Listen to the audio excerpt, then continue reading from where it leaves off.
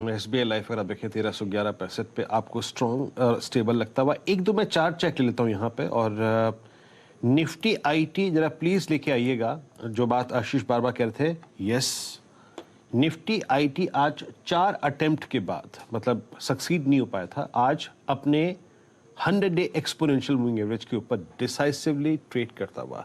याद रखिएगा, इसका 100 day exponential moving average placed है करीब करीब 30,060 पे, वेल अबव 100 डेमा नाउ। और अगर मैं इस 4 सेशंस को देखूं जिसमें ये अटेम्प्ट कर रहा है 100 डेमा को वॉलेट करने के बाद ऊपर आने का, ये 13 अप्रैल 2022 के बाद पहली बार होता हुआ। आशीष। हाँ देखिए भाई, रडार पे इस समय आईटी को, और इस बीच investmentilliteracy.com के कुंज बंसल आपको आपकी स्क्रीन पे नजर आएंगे। कुंज सर, हाय, गुड मॉर्निंग।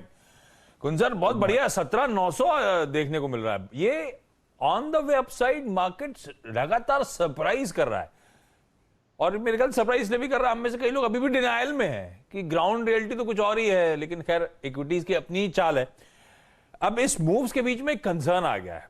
हम एक तो प्रीमियम कमांड करते थे, ठीक है, इंडिया प्रीमियम कमांड करता है, पर वो प्रीमियम काफी ज्यादा हो गया था, वो एक कंसर्न बना था।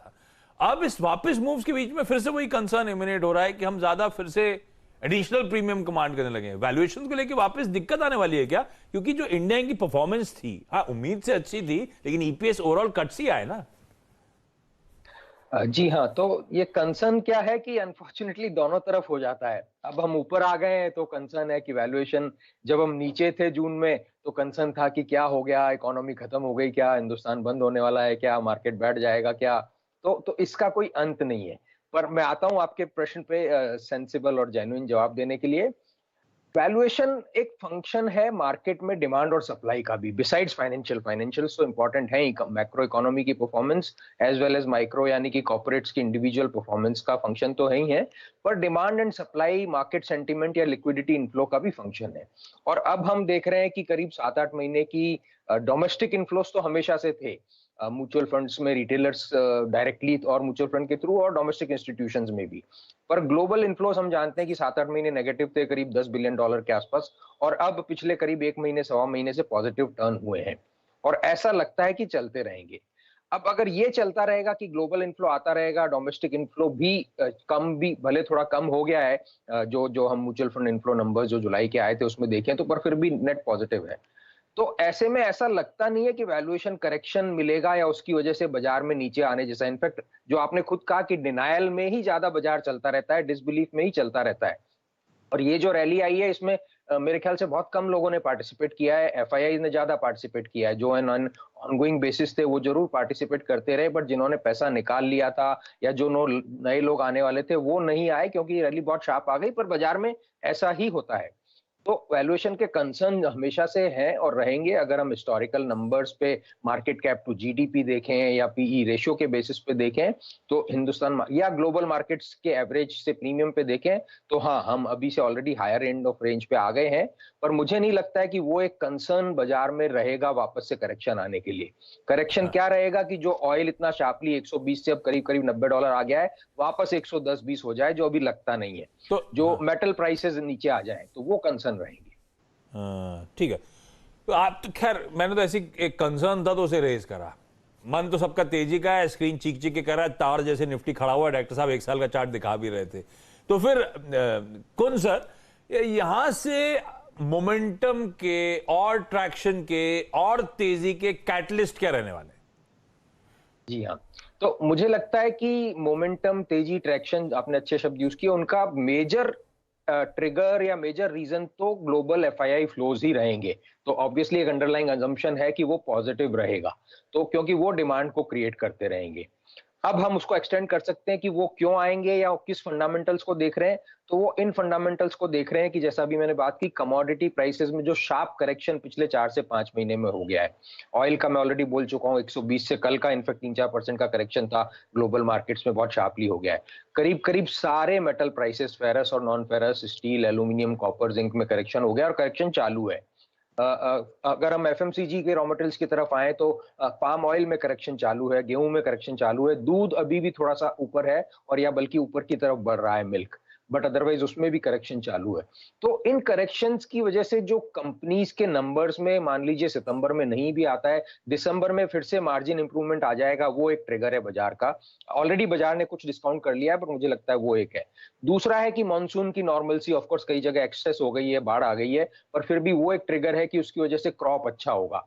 क्रॉप अच्छे की उम्मीद में रूरल सेंटिमेंट इंप्रूव ऑलरेडी हो चुका है और ऑलरेडी हो जाएगा। तो जहां बीच में रूरल कंजम्पशन थोड़ा सा स्लो डाउन होता हुआ दिख रहा था या हो गया था जून क्वार्टर तक, वो जुलाई में अगर हम सेकेंडरी मार्केट चेक करें तो इंप्रूव हुआ है। तो वो एक ट्रिगर रहेगा आने वाले टाइम में। और ऑफ कोर्स सितंबर के नंबर्स, अब हम ऑलरेडी एक क्वार्टर खत्म करते हैं और दूसरे की तैयारी शुरू हो जाती है, तो वो एक ट्रिगर रहेगा। चौथा और लास्ट, फेस्टिवल सीजन में हम ऑलरेडी आ चुके हैं, उसमें डिमांड कैसी रहती है उसका सेकेंडरी मार्केट चेक एक ट्रिगर रहेगा। ओके कुंज जी, एक और चीज़, मैं पिछले 5-7 सेशन से जो एक्टिविटी देख रहा हूँ इंश्योरेंस स्पेस में, अगर आप देखें लाइफ इंश्योरेंस स्पेस में और जनरल इंश्योरेंस स्पेस में बहुत अच्छी एक्टिविटी विजिबल है। स्टॉक्स बहुत, अगर आप देखें, अच्छा मूव दे रहे हैं और ये स्पेस अभी भी बेस के बहुत नज़दीक है। जब आप एक बाजार में अच्छी तेज़ी की बात कर रहे हैं, लोग डिनाइल मोड में हैं, ये इंश्योरेंस स्पेस आपको लग कैसा रहा है इस वक्त? आज भी स्क्रीन पे इतनी वाइल्ड एक्टिविटी है, LIC के नंबर्स अच्छे रहे इस बार के, आपका व्यू क्या है इस वक्त? मैं सीधे शब्दों से शुरू करूं तो व्यू पॉजिटिव है, और अब मैं उसके कारणों पे आता हूं कि एक तो क्या होता है कि जब बाजार चल रहा होता है वन वे, और ये चीज दोनों तरफ अप्लाई होती है, जब गिर रहा होता है तब भी, तो चलते बाजार में जो नया इंक्रीमेंटल पैसा बाजार में आता रहता है वो अंडर पार्टिसिपेटेड सेक्टर्स को या स्टॉक्स को ढूंढता है, या जो नॉन परफॉर्मर सेक्टर्स या स्टॉक्स रहे हैं। तो हमने देखा कि पिछले 1.5 महीने की रैली में IT चला, बीच में FMCG चला, ऑटो चले, और उसमें एक सेक्टर था जो रह गया था विद इन, बैंकिंग भी चला, प्राइवेट सेक्टर बैंक्स चले, बट उसमें इंश्योरेंस का पार्टिसिपेशन नहीं आया था। तो एक तो वो हो रहा है कि इंक्रीमेंटल पैसा अंडर पार्टिसिपेटेड सेक्टर्स को ढूंढ रहा है, क्योंकि उनके नहीं चलने से उनके वैल्यूएशन भी करेक्ट हो जाते हैं, पहली बात। दूसरी बात, अगर हम पिछले 2-2.5 साल का इंश्योरेंस का परफॉर्मेंस देखें तो पार्ट लार्जली कोरोना की वजह से जो उनमें लॉसेज आए कंपनीज में, उसकी वजह से मार्केट ने उन सेक्टर को काफी पनिश किया है, काफी अंडर परफॉर्मेंस दी है, और जो राइट भी है अगर सेक्टर पे प्रेशर आया है तो। और वो नंबर्स अब धीरे धीरे इंप्रूव होते हुए दिख रहे हैं। जैसा आपने स्वयं कहा कि जुलाई के प्रीमियम नंबर्स में LIC का बहुत अच्छा था, दूसरे भी सेलेक्टिवली प्राइवेट सेक्टर में सेलेक्टिवली एक अच्छा प्रीमियम ग्रोथ रहा है। तो मार्केट अंडर परफॉर्मेंस और रीसेंट नंबर्स को देखते हुए जो पार्टिसिपेशन आया है मुझे चालू रहेगा, और मीडियम टर्म में व्यू इंश्योरेंस सेक्टर पे मेरा अभी भी पॉजिटिव है। सर, वो FIs की बाइंग, अच्छा वो आपने जो शुरुआत के जवाब में मेंशन भी करा था, तो FIs मेरे ख्याल से इन जनरल इक्विटीज में ग्लोबली खरीदारी कर रहे हैं, नॉट नेसेसरली सिर्फ इंडिया सिंगल आउट हो रहा है जो हमें लगता है हम अच्छे बाजार, वो दुनिया भर में हो रहा है। ये FIs जो खरीदारी कर रहे हैं, इसको ऐसे रीड करूं कि तो इंक्रीमेंटली बुलिश हो रहे हैं भारत पे इसीलिए बाइंग कर रहे हैं, या पिछले कुछ दिनों में बहुत एक्सेसिव सेलिंग हुई थी उसको अब लेवल अप करने की कोशिश हो रही है? जी, तो एक तो हमें सारा का सारा क्रेडिट अपना नहीं लेना चाहिए, वेरी फ्रेंकली, क्योंकि वो सबसे पहले global strategy, global position, global thinking buildup करते हैं।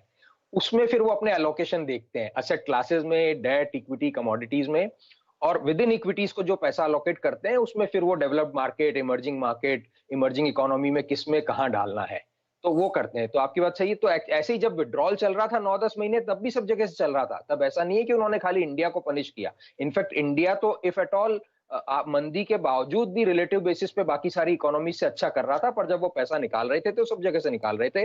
तो आपकी बात सही है कि अब जब डाल रहे हैं तो सब जगह डाल रहे हैं। तो पहला तो वो ग्लोबल स्ट्रेटेजी बनाते हैं, और मुझे लगता है ग्लोबल स्ट्रेटेजी में उन्होंने ये कॉल लिया है कि एक तो सारे मार्केट्स लार्जली अंडर परफॉर्म किए थे, at least for some part of the time, कोई अलग, कोई कभी, तो वो वैल्यूएशन करेक्शन उनको मिल गए।